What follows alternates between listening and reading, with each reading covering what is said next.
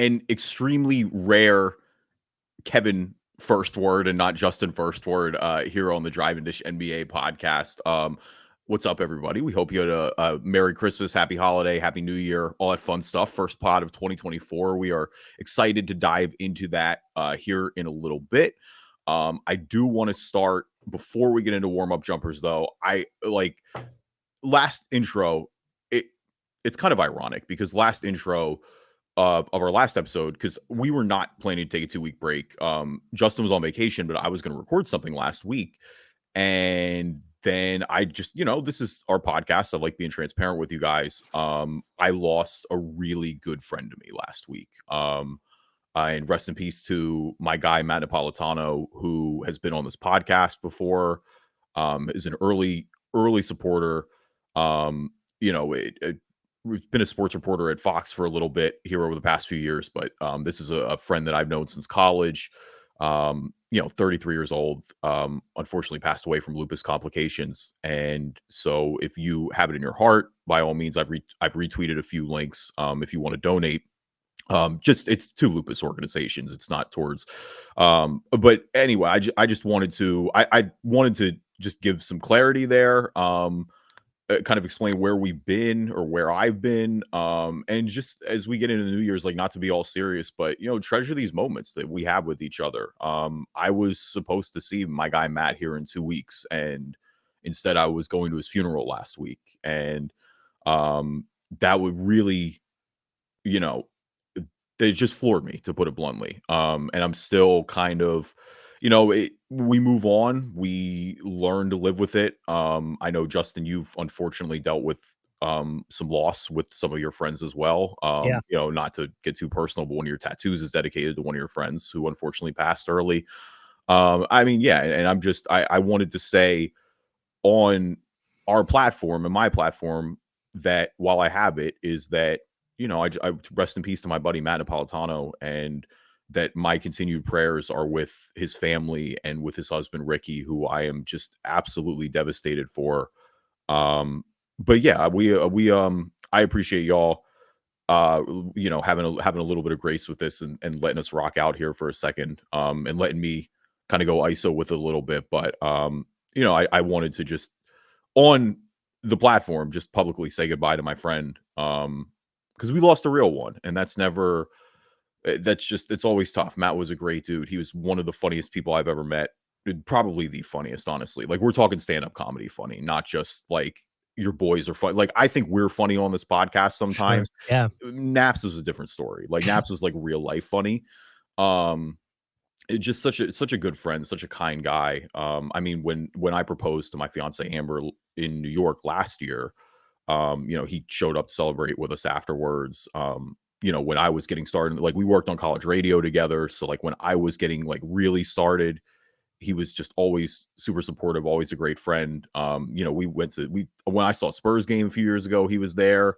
It's crazy. And ahead of Christmas time, 2 days before, it's just unfortunate, but it always seems to be the holidays too. Not saying that this is that, but I know Nicole had a coworker, similar situation, 33 years old, right before the holidays. Yeah. And not saying this is, your buddy's situation, but I know from my friend's situation that passed away, and it sounds like from Nicole's coworker that passed away, is those two situations specifically were, I guess the wording would be not listening to your body, not getting that checkup, because from my friend's situation, can't afford it or whatever it is. But at the end of the day, man, health is more worth it than literally not being alive. So, that's something I always try to remind myself, right? Like, I've got some issues with my back. I've got some issues with my knee that, maybe got to get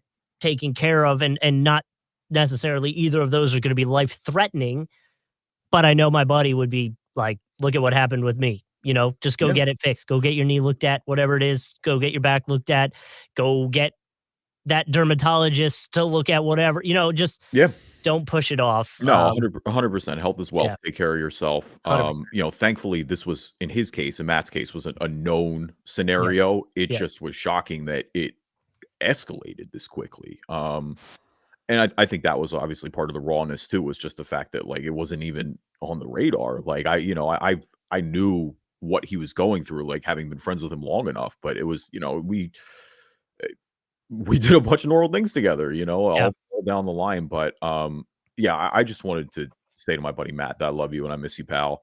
Um, you know, we'll be looking forward to it eventually when we're on the other side together. But just my continued prayers to his husband Ricky and his family. That's just a devastating loss, and that's who I continue to think about the most. Not to pivot too far away, because obviously we're gonna jump into basketball here. Obviously, the Pistons broke their streak and stuff, but you just gave me a phenomenal concept Okay. for a movie or a show. It's a podcast, but imagine if the afterlife, whatever it is, whatever you believe in, is able to also listen to the podcast. So it's from the perspective of, your friend, my friend, whoever, who hasn't seen us in years, but listens to the You're podcast. the one-way listener, and it's just all your reactions that you've Dude, kept up. how cool would that be? That's a cool concept. I wonder if there's a show or a movie idea there. Um, but super off topic, so apologize for that. But yeah, we're gonna talk Pistons. They obviously broke the streak, which was one of the teams that we pointed out as a possible streak ender. So props to us for getting that right. And then obviously the OG trade with the Knicks, which in my opinion is objectively hilarious. I already told you that because of how they like are kind of, or it might already be over, but we're suing each other, and it was No, a they're whole still actively it's still suing going. each other. I think this is the first, this is the first NBA trade between two teams that have an active lawsuit That's filed so against wild each to me. other. So it's like, can one team use that against the other to be like, look, you clearly aren't that upset about it if you're trading with us. But either way, we'll get to that in a little bit. We did want to talk about the streak being broken. The Pistons losing streak ends at 28 games. They won over the Raptors. That happened on Saturday. It was 129 to 127, actually very close. Cade Cunningham had 30 points, 12 assists. The last time the Pistons won, just to kind of keep everybody on the same page here, was October 28th, which matched the 76ers record of 28 split. They did that obviously over the 2014-2015 season and 2015-2016 season. That ties the record for the longest streak in NBA, NFL, NHL, MLB history. Detroit does set the single season NBA record with its 27th loss earlier, the week before the win over the Raptors. Does it bother you? I don't know why this bothered me so much, and I don't remember if it bothered me when the Sixers did it, but Monty was talking about how the locker room was on fire. Guys were screaming. He was almost in tears. He was so happy for them, bro. Hang on. It's a regular ass win, How man. quickly we forget, because when the Sixers broke that I streak of know, but come 26, I on. remember it was against the Lakers, who were really down at the time, and we all Yeah. had it marked as finally a time we were going to win.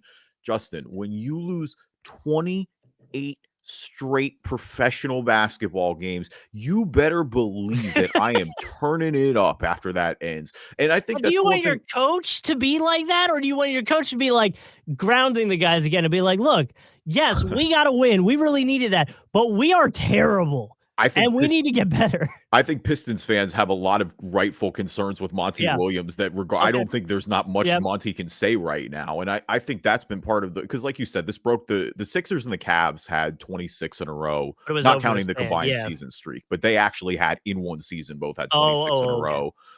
It was the Sixers in 2014 and the Cavs, it was the year after LeBron left. So it was like 09, 20 or 2010, 2011, I should say. And so for the Pistons, yeah, that is an unfortunate, dubious mark that you are now holding. Only 3 wins on the year. They are by far the worst team in the NBA. But I think, yeah, I think coaching has been a big problem during this too. Like Monty Williams, the problem with the Pistons right now, obviously, is they don't have a lot of depth. Like the roster is not very good. But then Monty is out here rolling out these all bench lineups, and they're just getting run off the floor. Like they're putting up historically bad plus minus numbers. And I'm not even a huge plus minus guy, but like if you're struggling to basically field a competent NBA roster, what on earth are you doing running all bench lineups out there? Like, how do you not have some combo of Cade Cunningham, Jaden Ivey, and I mean, basically those two are the main ones that should always be kind of staggered. Like, if you want to have Bogdanovich in there too, you probably should. But so at that point, like some of this is self-inflicted a little bit, it feels like, where because the Pistons, to their credit, also were very close to beating Boston the other night. They took them to overtime. And Did you probably one of their more impressive efforts of the year. to that, by the way, I saw a sports bettor Uh-huh. who put money on that game for the Pistons to win Uh-huh. against Boston. Yeah. At halftime, the Pistons were winning. Oh, big. They were up double digits. Right. So the buyout for that bettor was like, I forget how much he put on Pretty it. close to the whole thing, more or Right. less. So he took it and then put half of it on Boston to win. So, dude, talk about I think the post said threading the needle is like, damn, dude. Yeah. You capitalize on the half and smart. then the end of the game. Yeah, because I mean, look, like that was the thing. You did wonder when Boston would get back, and when it got Right. close again, it was like, all right, we're kind of Well, back to regular business here. And that's right. the downside of being on a streak like that, right? Is that you're getting everybody's best shot. Like no one wants to be the team that ends the longest NBA losing streak of all time. Right. Toronto, unfortunately, in their cases, we'll get into with the OG Anunoby trade. Like it kind of got double set up because we already thought Toronto could be one of the teams they could beat to begin with, but it got double set up once the trade happened. Like once the trade happened, then you've got Toronto's missing 3 rotation players then at that point. Right. So it's just the stars align for Detroit. Or did the NBA step in and go, "Hey guys, I know you want to do this trade. What if we just do it a little bit earlier than normal?" Yeah, that's they're really worried about the Detroit Pistons, huh? The NBA is going to step in. Listen, I want to know because of the streak if they're going to make Jerry Colangelo go there. Yeah, that's what listen. Yeah, put Colangelo there. That's how we'll get even Adam Silver. But, that's what I'm saying is they clearly stepped in for the Sixers situation. So this might have been them a little not tampering. I don't like using that word, but maybe there was a little. So the first time we talked about this streak was, I think, 3 or 4 episodes ago. We talked about it in Ballin and Fallin when it had really got started and it had kind of hit double digits. And I think one of the concerns that we kind of had was Cade Cunningham, to put it bluntly. It was, what does it like Cade Cunningham, a number 1 overall pick? Like this is the guy that you're building this all around. And I think there were some pretty fair questions at the beginning of the season when you start losing games like that, where you go, maybe he's not the superstar guy we thought he was. Like maybe we're not, like maybe he's a good, maybe second option, but he's not the guy that you stop everything and build this all around. Cade Cunningham has been phenomenal in the month of December. I mean, really since the 16th, I think he's come, but even before then, I mean, he had 20 points in 3 straight games from the 8th to the 13th. But I mean, since then, and again, I know a lot of losses, but 25-6 against the Bucks, 43-7 against the Hawks, 28-10-6 against the Jazz, 22-6 against the Nets, 41-9-5 against the Nets, 31-9-6 against the Celtics, 30-12 against Toronto.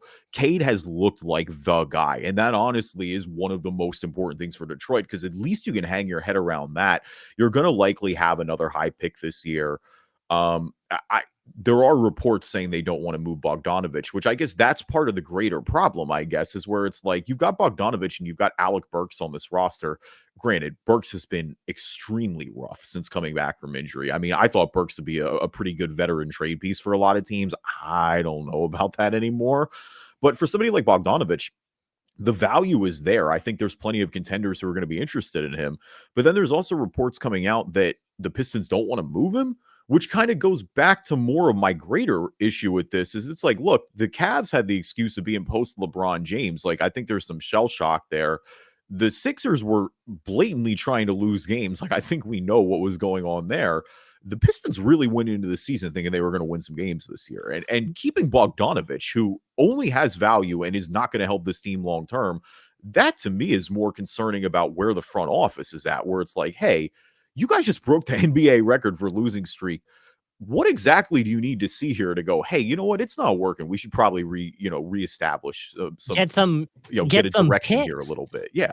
Or, and this alludes to what we will talk about with the OG stuff is, hey, don't sit on the guy so long that the trade value starts to go and you can't get any first round picks for him. Yeah, I mean, and granted, the Pistons have had some unfortunate lottery Sure. bounces where they've been bad. I mean, they dropped all the way to 5 this year, and I like Osar Thompson. I really still am pretty high on Osar. His offensive upside definitely needs some work for sure, but I mean, in terms of the defense, the rebounding he's already providing, like I still think there's a lot to be happy about there.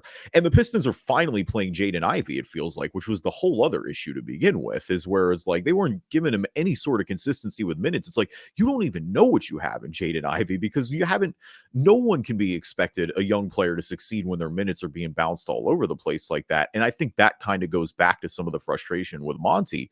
But I don't know. I mean, I hope for Pistons fans' sake that they recognize, because I don't know, again, what else you would need to see that, hey, you know what, we should be in full tear down, sell everything mode other than Kate, more or less, and then acquire draft picks, go from there. It's just, and to me, it's wild, though, maybe greater, a symptom of a greater problem with Detroit is what I'm trying to say is that this is a franchise that, you talk about the bad boys winning back to back in the 90s. Really, all of our teenage years in the 2000s, I mean, culminated with the title in '04, but this was a team that was going to the conference finals every year. Great fan base, Detroit basketball. It's been pretty mid since the turn of 2010. Like they were always kind of floating around in the 8 seed, and they've really been, kind of having leaking water, or not leaking water, but they've been taking on water for a while. You do wonder, hopefully, that this is the kick in the rear end to go in the right direction, but they have some serious questions. I mean, Monty, especially because Monty is the highest paid coach in the league, and like that is really saying That's something when there's an wild. argument that you are actively bad coaching right now. Yeah, no, well, and that goes back to my comment of like, yeah, I get it. You're excited for the win, but like, I don't know.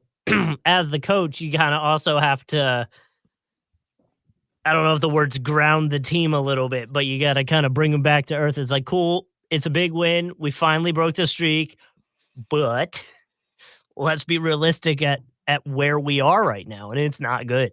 Yeah, and the good news for them is, again, they're not going to get everybody's best shot anymore, I think, unless they somehow get back up to 28 straight wins. And if that's the case, Pistons fans need to just basically go watch another sport for a season. But I still don't agree as much with the grounding point. I think you really like the guys need a relief, man. Like losing 28 games is hard. Like I do think there is something to be said about that, but you're right. I mean, there's still a lot of unsettled questions there, So and you I hope. did. Sorry, you made me think of this because you said Monty, one of the highest paid coaches in the NBA right now. Yeah, I think he's So the highest paid coach currently, right?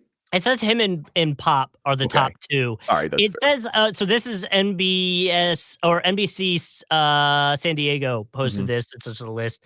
It says Pop is number one at 16 million. Monty is number two at 13 million. Though that brings up my whole thing: is the two top coaches again. Pop is a whole different situation, but those teams are towards the bottom. Then you got Steve Kerr, Spolstra, Rick Carlisle, and Malone. So that would be the top right there. Yeah, and So like, Malone just got the new contract. yeah. So but to that, like, I don't know. It's kind of weird that the top two guys in the NBA right now, what's I their know. combined wins? You Justin, know, one of these things though is not like I the know, other. I know, I feel like that's a big difference. Monty getting it is great, and I mean, look, Monty got the bag after getting that finals run in Phoenix. Like, good for him for getting the most out of it. but But but yeah, to that, so $29.05 million in coaching. I think I got that right. That might be wrong math. Is equivalent of 8 wins. it's Just and literally, where's that picture of a sink at the front door? Just let that sink in. no, it's really crazy too because even I with, mean, and I'm saying, and I don't mean to dump on Detroit like this, but even with as bad as San Antonio and Washington are, there is a different level to this with how oh, bad I the know. Detroit is, and that is saying something. But not even again, honestly, because Kerr's the next one on the list, and the Warriors only have 15 wins. Like, you could probably do his salary on top of Okay, that but and I be like, have some context there a little bit. I'm sorry, how many rings has Kerr run up here in the I past few know, years? I know. Listen, it's a what have you done for me now league. I'm not No, saying that no, he's I got to hear go, you, but like, but I think there's an argument. I mean, if we really want to dive off the hot, I mean, if we want to fire the hot take cannon, we haven't done this in a while. There's an argument that Monty Williams has never been a good NBA head coach. He that's was fair. very okay in New Orleans. He had a great year in Phoenix, obviously the first year, but the last 2 years in Phoenix were kind of a disaster. And then now we're here in Detroit, and there's an argument, like I said, that he's actively a detriment to this team. Like, I think this team is bad, but I don't know. Monty's like kind of ran them out of some games with some of these lineup decisions too.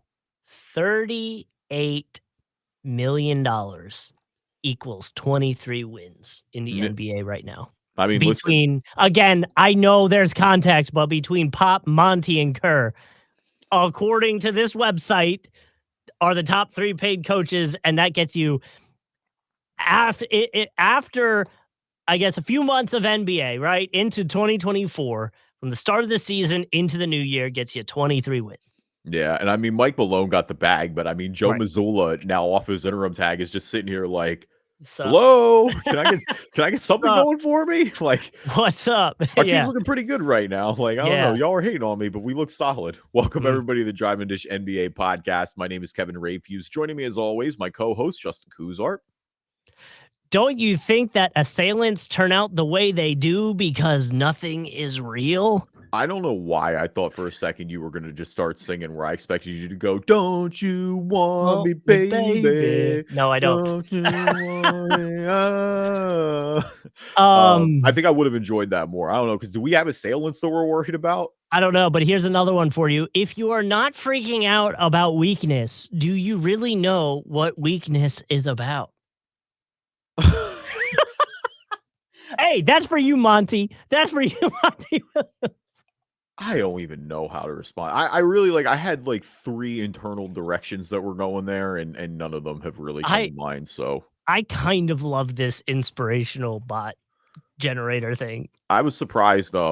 Kuz had a tweet about that he got Oh god. flamed for when he was like, "Man, everybody's getting the Pistons' best shot. You don't want to be them." And everyone's like, "Kuz, you guys suck. Like, what are you talking about? Like, listen, I know the Pistons are bad, but it's like, come on, I don't need the Wizards saying that. And I agree that the Wizards It's are a like, much bro, better team than the Pistons, but it's like, can we but have any bit of shame here? but it's like, bro, you quite literally only have 3 more wins than them. So like, let's calm down. Come on, and one of them is over them. Like, I want to ask you this too. I was looking at it. Pistons play the Rockets tonight. yeah. Do the Pistons go on a 2-game winning streak? Absolutely not. No, Houston's Come on. Houston's good, bro. They're not losing this year, or not. I I mean, they're too good defensively. What are their I want to see what the odds are. I'll see if I can pull it up quick enough on the game, what the spread is That at would the moment. that would kind of objectively be hilarious if the Pistons ran off a 2-game win streak after losing 28 in a Right? row. Like, Ooh, the spread's 9 points. So there you go. that feels right. Yeah. Okay. Well, there you Um, go. leave us a review on iTunes, good or bad. I'll read them on the podcast. If you're not an Apple user, Google Play Store, Spreaker, Spotify, TuneIn, Amazon Music, anywhere you can find a podcast, you can find us. And we record video of the podcast. We put it on YouTube. You can always find us. Just search Drive and Dish NBA on YouTube. You can subscribe there as well. Obviously, you get notifications when new episodes are coming out from that as well. Now, a word from our sponsors. So the Knicks and the Raptors have made a trade. OG is on the move. And I found it interesting that the Knicks like to do early deals, it looks like. The Athletic put this out, that 3 years ago, they did the deal for Derrick Rose a month before the deadline. 2 years ago, they brought in Cam Reddish in January. And then obviously this trade, they're doing their thing, which I guess this would probably be considered the biggest splash that the Knicks have done in recent, I guess, early trade deadline history. They obviously get OG from the Raptors, which we already, brought up the funny legal issues going on there. The Knicks, though, send RJ Barrett, Emmanuel Quickly, and the Detroit Pistons 2024 second round pick, which completes the deal. I already alluded to my thought on the pick situation of this trade earlier. Mhm. I found it surprising for the Raptors that they were not able to get a first round pick out of it. Good on the Knicks for avoiding having to use a first round pick, because I feel like the Knicks are definitely going to want to still kind of build around what they have going now. Um, so so having that first round pick still kind of helps a little bit, and not having to get rid of one obviously is huge for a team that's still going to be building. Um, OG's contract is up at the end of the season, so now priority one is paying him. The Athletic again put out, I want to see if I can find it real quick. They put out a list of where OG might kind of point to, and one of the options they said was Jeremy Grant's contract that he just signed in Portland, which was $160 million dollars over 5 years. They said he could point to that as like a baseline. So for Knicks fans, that kind of gets you in the general area. And I think, people want to do winners and losers of the trade. I think you almost have to wait to see what the contract is for the Knicks and OG to really, I guess, get a full view of this trade, right? Yeah, well, and the Knicks are one of their main priorities is going to be to bring him back, Of obviously. course. Of course. Like you said, all reports are that his agent's seeking the max. I do think that Jeremy Grant contract is a good baseline. I looked at this trade when it happened, and I probably spent the first 2 days going, what on earth just happened here for both teams, and trying to figure out what I like and what I dislike more. So I think I'm at the point where I lean that this is a better trade for the Knicks right now. And I do Okay. think the Knicks are going to have to pay a lot of money to OG Anunoby next year. Somebody who's more defensive oriented, leaves a little more to desire on the offensive end. But the counterpoint to that is I think he's a really good fit next to Jalen Brunson. So I think that's why they're interested in him. Brunson's not the best defensively. We know he's a dog offensively. And so I like that fit. I think in the short term, adding OG to the Knicks starting lineup makes their starting five better. Yeah. I do think it's a little better for them depth wise too. I mean, we didn't mention Precious Achua and Malachi Flynn, but Yep. they got both of them as well in this trade.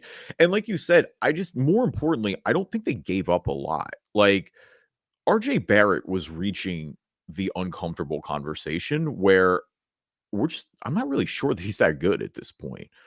I do like Emmanuel Quickly a lot. And I think that, to me, as crazy as it sounds, is probably the best part of this trade for the Raptors. Like, I'm still pretty high on Quickly's upside. I think he's a good scorer in bursts.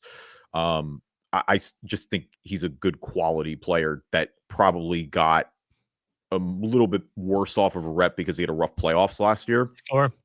RJ Barrett, I think I get taking the swing on for Toronto because he's from Canada and from the Toronto area. So, I mean, this is bringing the hometown guy home. And I think he's still young enough where you go, hey, this was a guy who was a number 3 overall pick. He showed flashes at Duke. He showed flashes on the Knicks.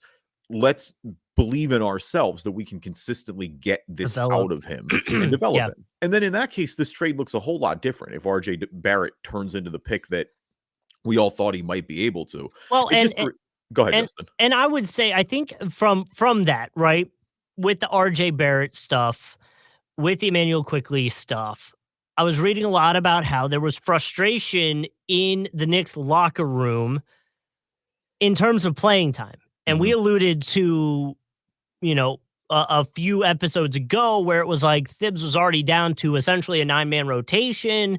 It felt like not a lot of guys were playing. DiVincenzo playing less than he did at Golden State. Quickly was trying to get paid, but playing 5 fewer minutes a night. RJ Barrett's playing time was decreasing. It really felt like the players they had clashed with each other in terms of getting them on the court. Now you kind of open it up a little bit. There's Yeah. that pressure has been relieved. Whether that results in a numeric uptick or something you're able to go, look here, right here on this piece of paper, this was huge. This is why the trade was huge. I don't know we'll actually get that, but from alleviating the playing time problem, making players happier that are going to get minutes now. And you already alluded to some of the other guys in this trade that I also think will be seeing some minutes and fit better than we were already dealing with on the Knicks side. So I feel like that's a big part of it too.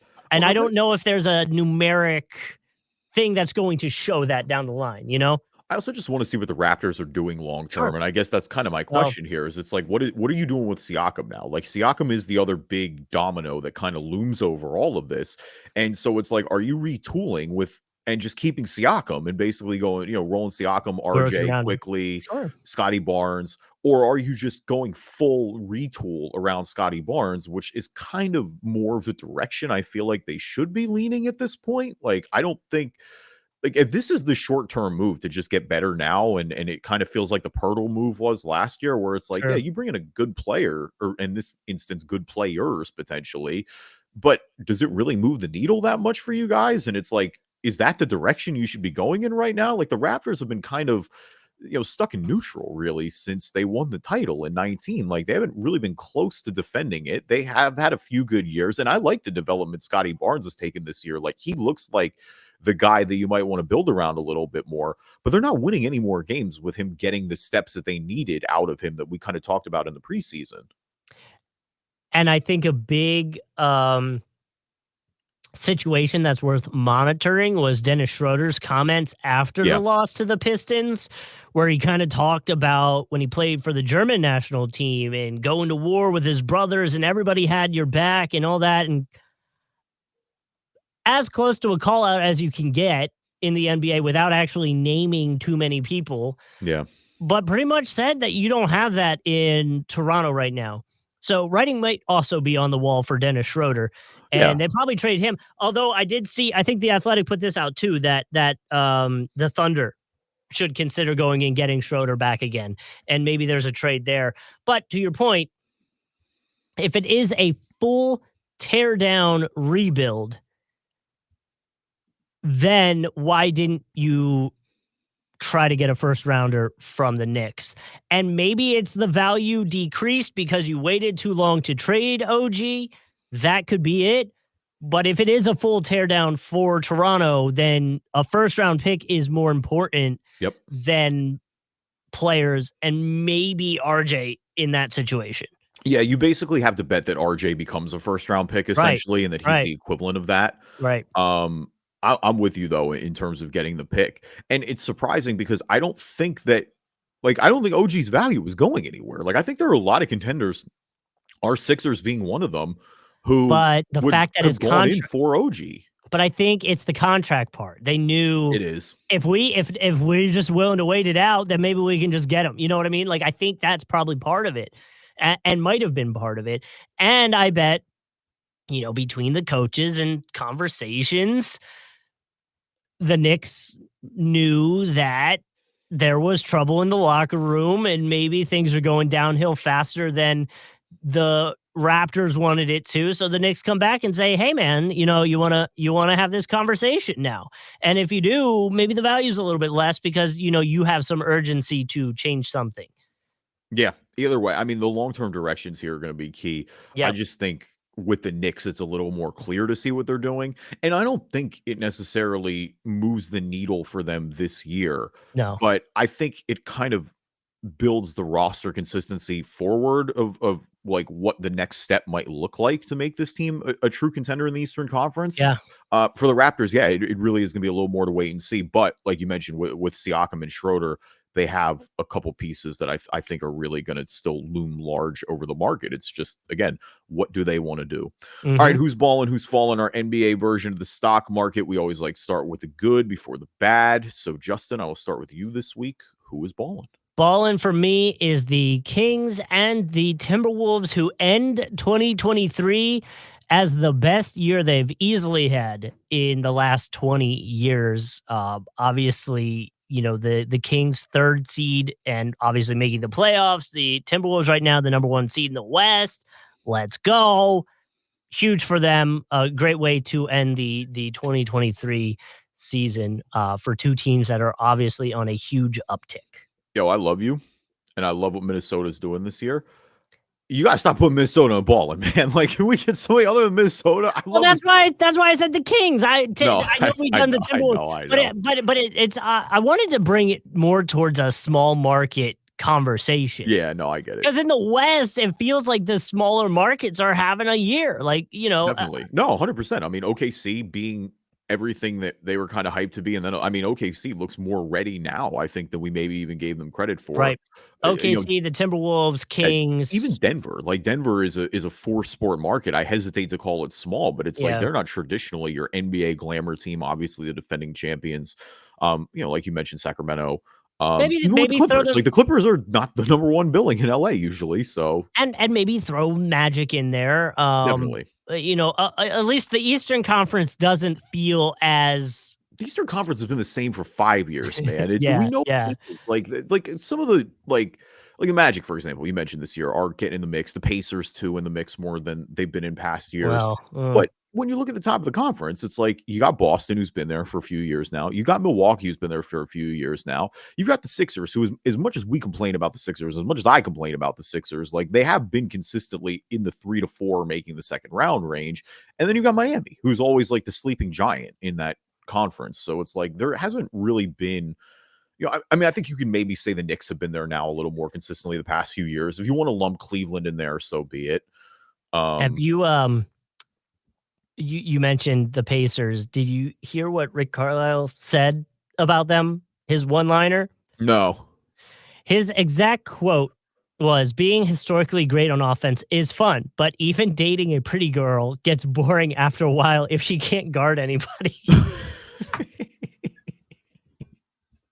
I was like, "Dude, come on." I mean, listen, you gotta hold it down, I guess. But So no, I maybe mean, that they maybe that can't should guard anybody. That is an accurate depiction of what the Pacers season is just like. We're just gonna let it ride, baby. I feel like the Pacers right now. You go to the roulette table, you spin the wheel, and it's either gonna be great or it's gonna be How really about bad. But it's gonna be a lot of fun, no you matter putting what. 200 on 38 black, whatever that is. We're just gonna see what happens. But maybe I'll switch it for you so that it's not another Timberwolves ballin'. My ballin' was Rick Carlisle's quote.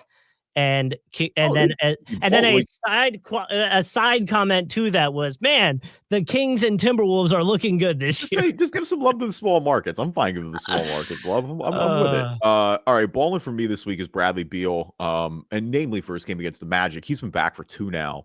mhm. But 25 points, 1 board, 2 assists, a steal, and a block. In 35 minutes against the Magic. We talked briefly last episode about the ankle injury and just how unfortunate again it was. There's been a lot of reports over the past few weeks about KD's frustration with Phoenix and how he doesn't feel like the team is good enough. But here's the thing. Until we see Bradley Beal, I don't know how, like, all those comments about KD's not having fun, that's going to go away if Bradley Beal's playing basketball. But that's the point, is it's like this team has to be healthy. But if you have the healthy big three, that's when you can start to see the vision like you did against Orlando the other night. Like those three with Book, KD, and Beal just are such a dynamic offensive matchup Sure. that you're right. I don't think the rest of the depth may not matter at this point. KD, I think, also is aware that if Bradley Beal is not playing, they don't have the depth to keep up with the other top teams in the West. But it also just with KD's frustration at the same time, you kind of knew this when you got traded there. Like That's you yeah. know that the depth has got to go to get somebody like you in there. You've been in the league long enough to know that. It's hard for me to cry frustration when it's not really about the roster. It's just about the fact that you haven't had Bradley Beal playing. Like, don't give me some damning indictment on the scenario. And that was the same deal as kind of Frank Vogel rumors have started to swirl. It's like we haven't seen this roster at anywhere near full capacity until Bradley Beal plays. If they still continue to be treading water around the play-in territory when Beal comes back and they're fully Then it's a integrated and it's problem. not working, then you can start to like But raise even the then flares a little bit. But but even then, I don't wanna hear it from I don't either. Yeah. KD. "Oh, I'm frustrated with the supporting cast." Well, that's what happens when you make a big three. You don't have much of a supporting cast. Yeah. So what are we upset about? You knew this. Like, I don't that's the part that bothers me so much when any player comes out. Like, I know Harden complains about stuff like that all the time, and it just always frustrates me. It's like, "Okay, well, you're the star. So you knew this was the situation. Like, don't act like you didn't know Yeah. that because you have 3 guys that are gonna be making a ton of money, you don't have enough money to have a decent supporting cast. That's how that works. That's why and how the NBA works. Like, it's just what it is. Yeah, I mean, you basically handpicked it too. So that's the thing is Right. it's like this is the you chose this route. And I don't think it's the wrong route necessarily. I'm still a big believer in this team if Bradley Beal plays. I just need to, you guys see them play. You start to see the vision a little bit against the Magic. I guess that's the greater point. But who has fallen for you this week? Fallen for me is the sadness that I feel for Jokic. Um, Okay. he was on his teammates, Michael Porter Jr.'s podcast the other day, and he offered his thoughts on the celebrity lifestyle. And his exact comments were, it just feels sad. Being famous, I think some people like it. I don't. Really, when I finish my career, I wish nobody knows me. I really wish my kids and for my kids' future, nobody remembers me and they only remember me as a dad, not as a basketball player. To not have a phone, I think, is another big goal of mine. To live in the moment, to be a normal person, like go drink with your buddy and go have lunch or play with my kids and go ride horses, and nobody is going to make a big deal of that. Yeah, I mean, Jokic is the punch the clock king, bro. There's no Yeah. way around it. He goes in, he But puts in that an made me elite so performance. sad. It made me so sad. I get it, but like, what are you gonna do? Like, it's just part of the game, I guess, right? And he has the unfortunate like double of being 7 feet tall, so I it's not know. like you You're really not gonna can't hide out from anybody right, then. right. Well, that was like, Jokic could be a first round of Hall of Famer when this is all said and done, a multi-time and he MVP. just Like, doesn't I wanna hate, be I hate to say it, buddy, the ship has probably sailed. Now, granted, he'll be able to go back to Serbia. I think. I mean, I think that's always, he's there every summer more or less, and he'll get to ride his horses and celebrate and go out and get lunch and all that. But yeah, the days of you being a nobody that's that was long like past.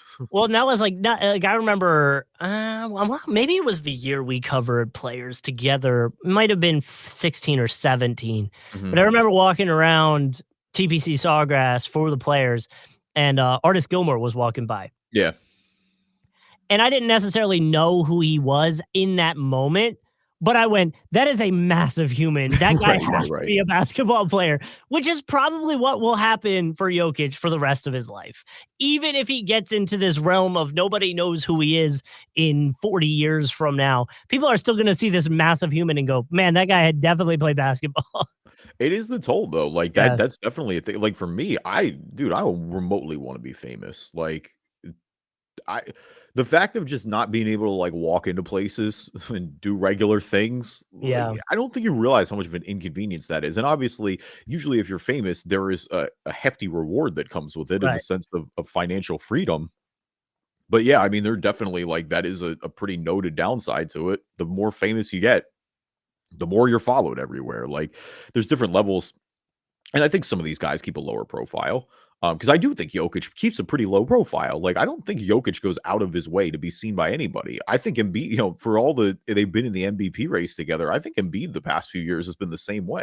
I don't Yeah. think Embiid, I mean, the tweeting is really slowed down. Like, I think Joel just kicks it at home with his wife and his kid now. Like, I don't.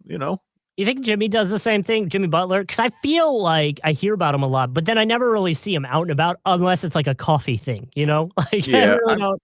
Yeah, I mean, to an extent, though, I think Jimmy is definitely one of the more low key guys, but I also think Jimmy is not low key when he does. Like Jimmy knows what he's doing with some of these things too. Like when Yeah, he's emo Jimmy Butler, we know what yeah. we're doing with He that. knows what's up. Yep. Yeah, But yeah, I mean, I love when Jimmy Butler just like shows up. Like he showed up in Domino Park one time in Miami and was just like just chilling. chilling, playing dominoes. The guy smoking cigars. Like that's listen, Do what you that's the gotta stuff do, I man. wanted. That's the stuff I'd miss if I was a famous person. Just being able to do stuff like that, just chill out with people. But also, I mean, we don't need to have a podcast about fame. You know what it is. All right. Falling for me is Zach Collins, missing 2 to 4 weeks for the Spurs. He's got an ankle sprain. Nothing really crazy there, but obviously this is a team that we mentioned is struggling a little bit right now, and he's been a big part of their rotation. So losing that, they're going to have those minutes filled. I don't really, I mean, I guess you're going with, and it's one of the few times that I'm truly gonna, I think, absolutely butcher a name Oh, on this no. podcast, but it's Sandro Mamushkavili, who was immediately in the short term stepping up and playing the minutes for them. He played 20 minutes when Zach Collins went down the other night. And so that's what they're probably going to have to lean on. For what it's worth, they were pretty good minutes, honestly. But yeah, a little bit of a setback there for the Spurs. Well, did you see Wemby's like viral dunk that everybody Yeah, was that was posting insane, about? dude. He dunked a finger roll. Like, that was crazy. And that's just more of and Derek White, I don't even think played poor transition defense there. Like, I thought he did a pretty good job to get a body in front of him without Yeah, fouling, but it was insane. Like, just no one else can do that. Like, they're just like he took off on the free throw line, went to finger roll, and then just said, "Oh, never mind. I think I hey, went I'll too dunk far." it. Dunks. Like, that's crazy. Well, and to that, I think that's while the Spurs season might not be the best or most You got exciting Wemby. You're thing, fine. you just watch that video and you go, okay, we'll be good. Yeah, You know, it's like, let's fill out the roster. Let's get a point guard that passes him the ball. some shooting, Um, yeah, we'll be like, good. poor Sojan's been rough this year, man. Like, he just like pass the ball, buddy. Like, you're the point guard. Pass the ball. All right, Mm. let's get into some Immaculate Grid, shall we? And for the podcast listeners, of course, as always, you want to watch the Immaculate Grid, just search the Driving Dish NBA podcast on YouTube. It is there. But for our audio Oh, listeners, speaking of Spurs, wow, a lot of categories this time. yeah, Not as much teamwork. So across the top for the columns from left to right, you've got the Lakers, you've got first round draft pick, and you've got 10,000 career rebounds. And then for the rows, you've got the Rockets on top, you've got the Spurs in the middle, and you've got only one team in the bottom. So you got let's get right into it. Do you have any that you want to start with the teams first? Do you want to start yep. with the players I first? got I got Lakers Spurs. Paul Gasol. Okay. Yeah, that works. Paul Yep. Paul Yep. Gasol This all works there. is Yeah, probably going to be those high. are Is the there any way? last. Hold on, before we go, is there another?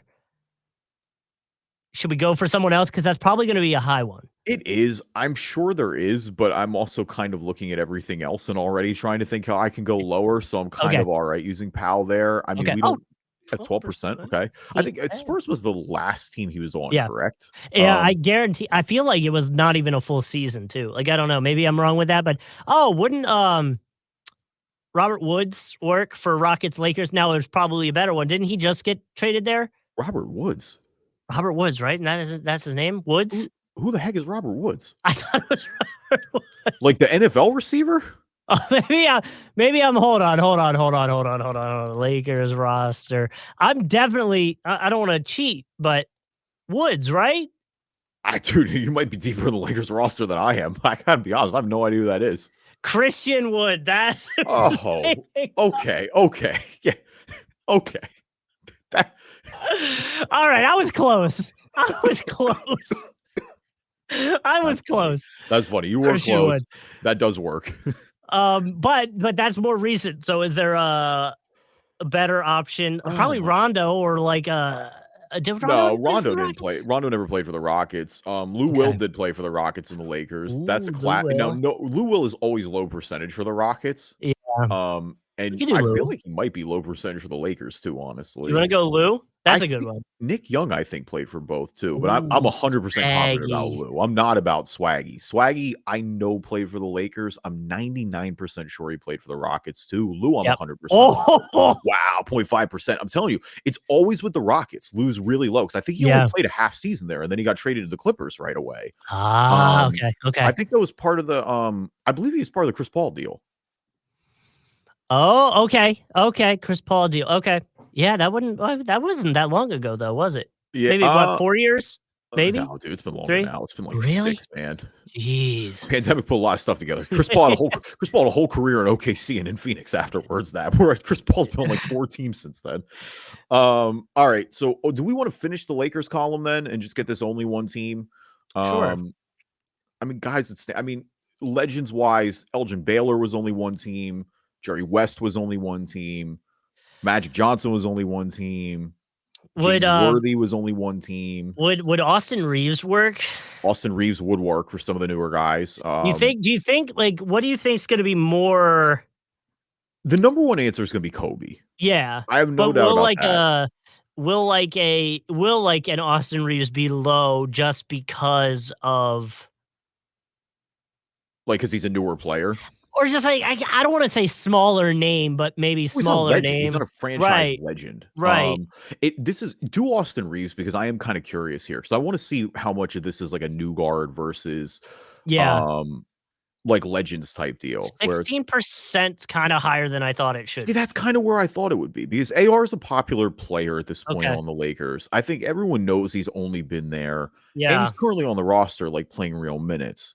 Where, it's tough with the like I thought Jerry West would be high. I thought Mhm. Magic Johnson has to be high. Like the two are legends that I think would have skewed maybe a little lower are Elgin Baylor and James Worthy, just because Worthy wasn't the main guy on those on Yeah. Yeah. the Showtime teams. The other one, because it's in Minneapolis, but I think it would still count because it's the Lakers. I'm pretty sure George Mikan only played, if we want to go really back, like pre-shot clock era, I'm pretty sure. I'm gonna check that now. I think George Mikan only played for one team um in the Lakers. So yeah, Okay. 49 to wow, he only played 49 to 56. That's crazy.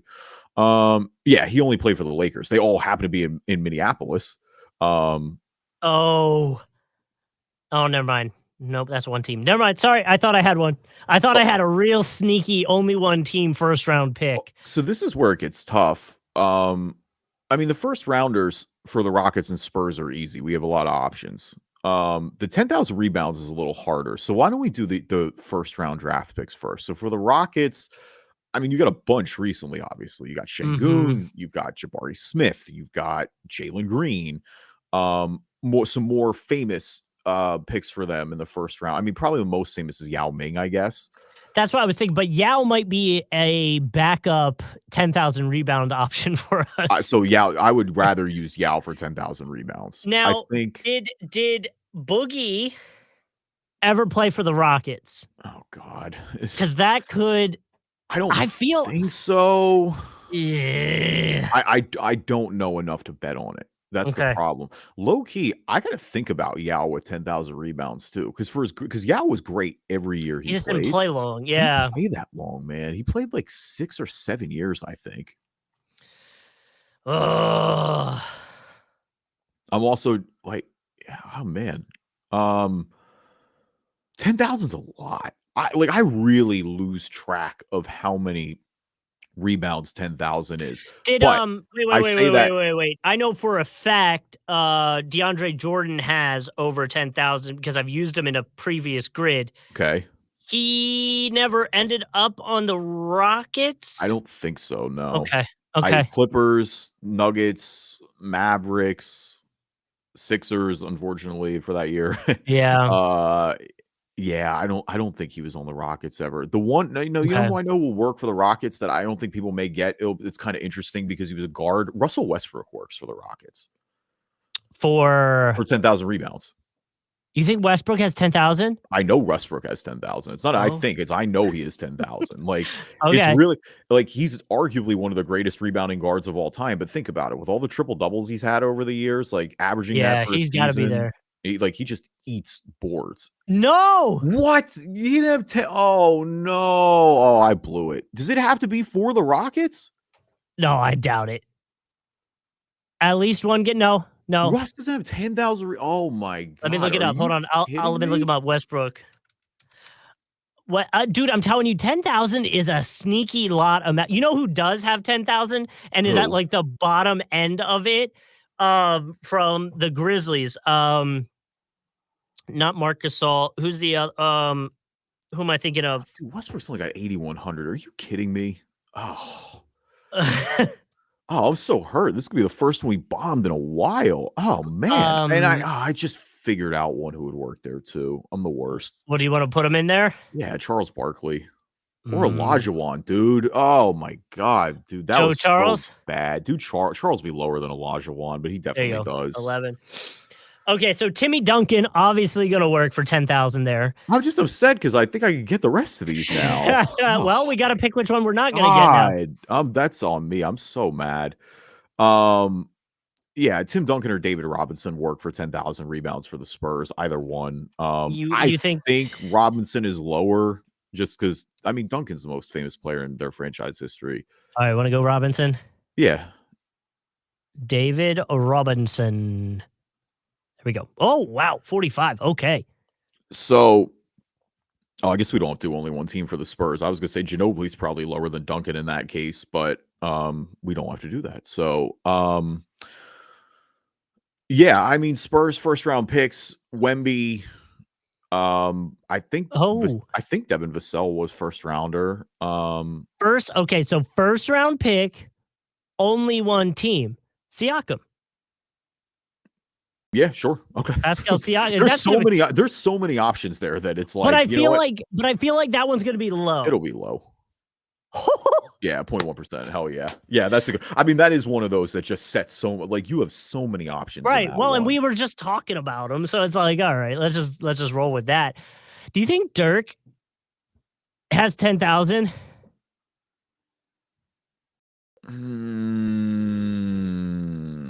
Because he's definitely only one team. I'm shook after Russ, Oh, man. wait, let's just do Tim Duncan here. We know for a fact that's gonna work.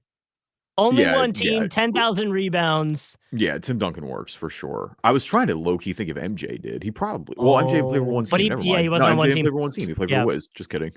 Timmy D, 26. Okay. Yeah, I mean, So, there aren't the other one that I can think of, honestly, the only other one that comes to mind off the rip is Bill Russell. Bill Russell with his entire career with the Celtics. I mean, Wilt Chamberlain mm, played on multiple teams. Kareem played on multiple teams. Um, I'm trying to think of other elite rebounders over the years. I mean, Barkley obviously played for multiple teams. Hakeem Olajuwon played for multiple teams. David Robinson would have worked there as well. Like you could so have used him for only one team and 10,000 rebounds. okay. Ewing played for multiple teams. Even a more contemporary guy like an Andre Drummond would have worked for multiple teams. I mean, we're gonna get both of these, and that's why I'm just more frustrated is that I blew that 9-9 Wait, because yeah, like this which is one do we wanna um so it's worth mentioning that they have to play at least one game with that team. So they yeah, couldn't. but it's a first round draft pick. Like there's Yeah. so many options of just people who have been first round picks. Or like for Houston, you could do Jeff Green. And it would Mm, work. He's a first round pick. yeah, yeah. I mean, the multiple guys, young guys there that we mentioned. I mean, more popular guys that may work there, like Tracy McGrady was a first round pick who would work there.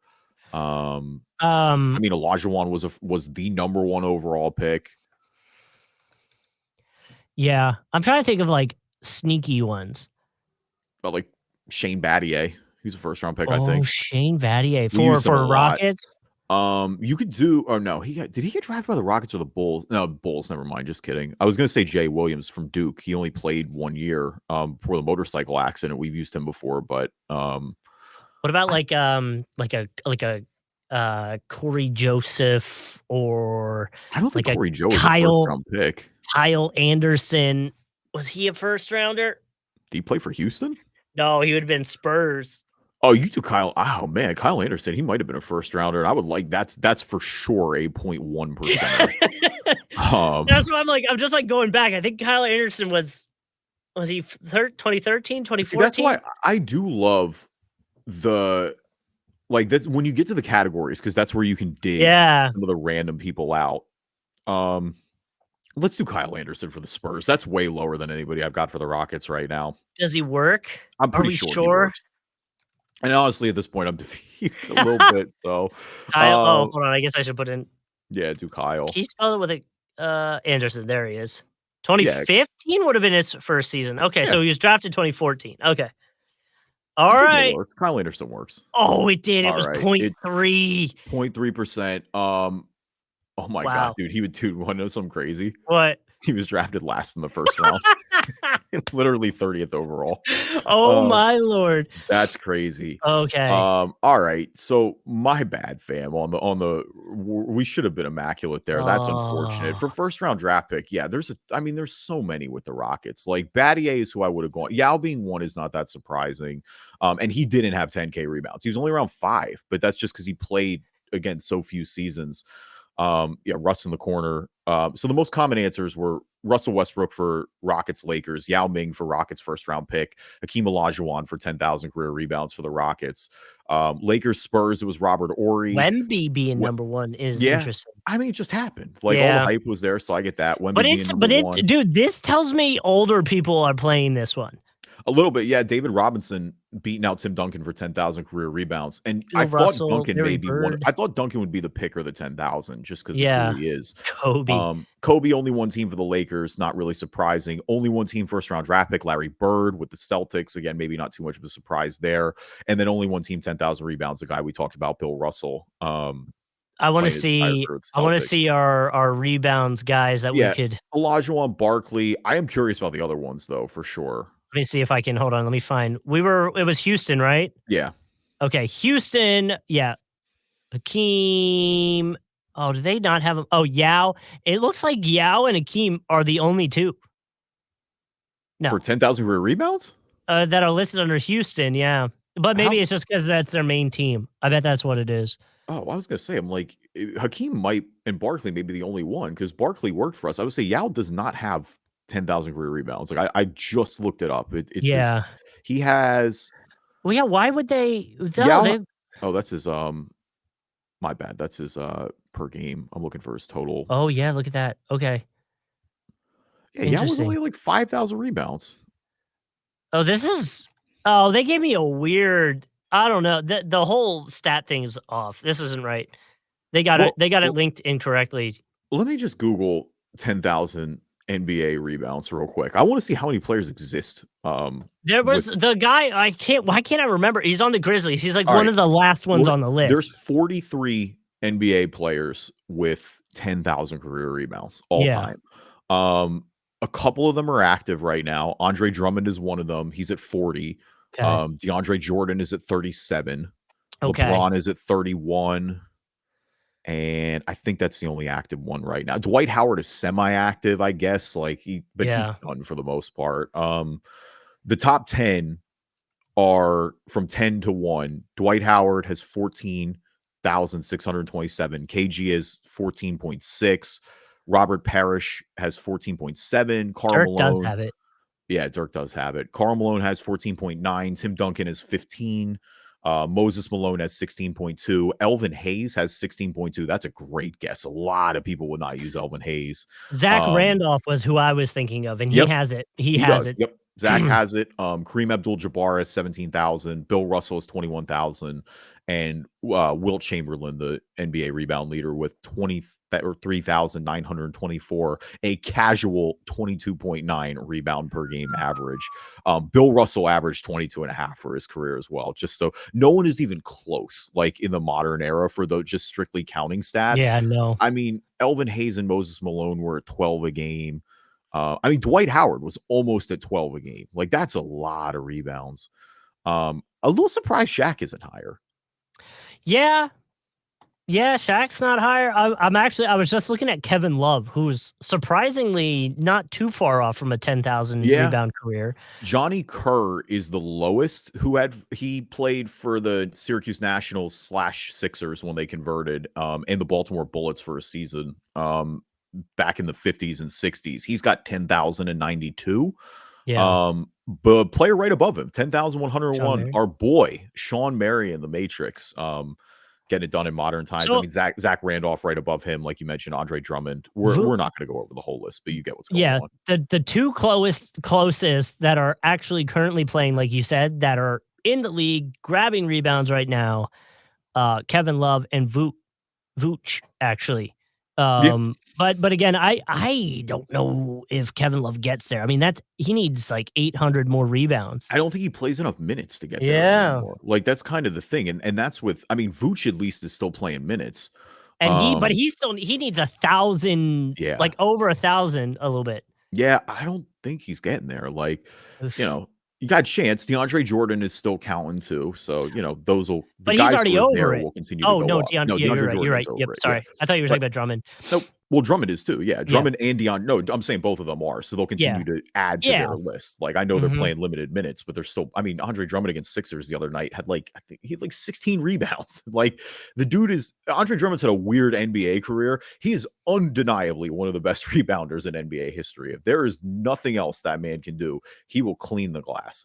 Thank you, everybody, for listening to this episode of the Driving Dish NBA podcast. Appreciate you guys as always. Leave us a review on iTunes, good or bad. I'll read them on the podcast. If you're not an Apple user, Google Play Store, Spreaker, Spotify, TuneIn, Amazon Music, anywhere you find a podcast, you can find us. And we're on YouTube. You can watch a video version of the podcast. Obviously, the grids, some video versions there for you. You can catch them there. Just search Drive and Dish NBA on YouTube.